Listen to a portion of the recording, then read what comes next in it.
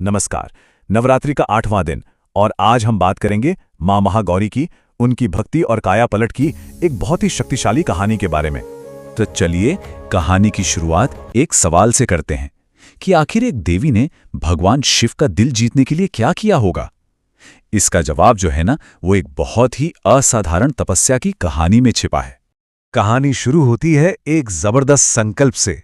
हम बात कर रहे हैं माता पार्वती की, उस कठोर साधना की जिसे देखकर तो कहते हैं देवता भी हैरान रह गए थे।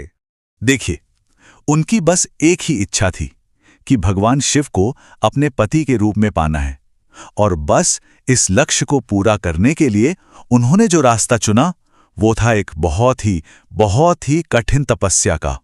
और ये कोई ऐसी वैसी तपस्या नहीं थी।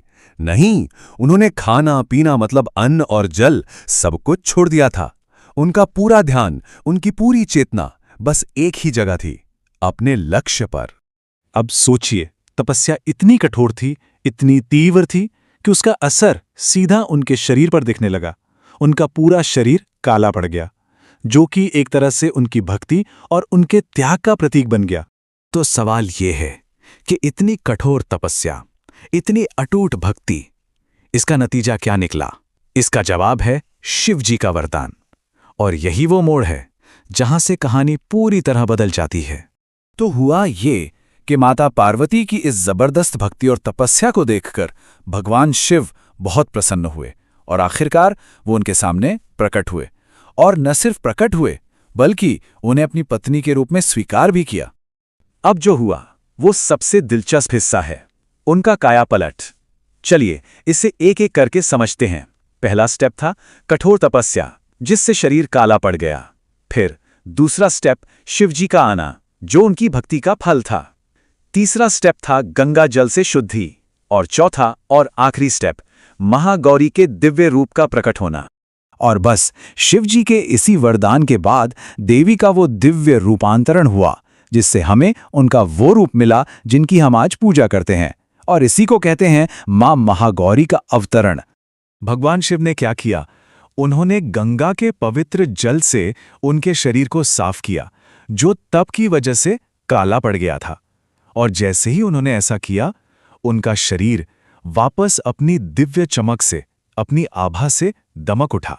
और यहीं से उन्हें नाम मिला महागौरी। इस नाम का मतलब ही है महा यानी अत्यंत और गौरी यानी गोरी, मतलब अत्यंत गोरी और दिव्य। ये नाम उनके इस नए प्रकाशमान रूप पर एकदम सटीक बैठता है। तो अब सवाल आता है कि ये जो पौराणिक कहानी है, ये आज के समय में हमारी पूजा पाठ से कैसे जुड़ती है? इसका क्या महत्व है? चलिए इस पर बात करते हैं। तो मां महागौरी की पूजा होती है नवरात्रि के 8वें दिन यानी अष्टमी को।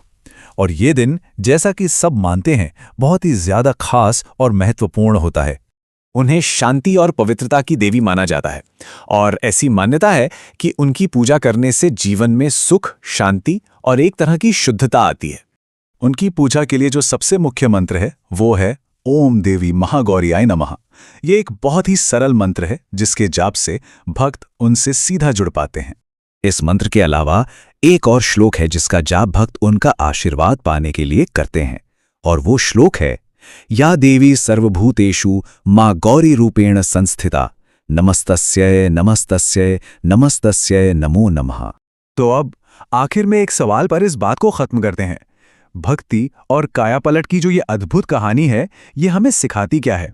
शायद यही कि सच्ची लगन और गहरे विश्वास से नामुमकिन को भी मुमकिन किया जा सकता है।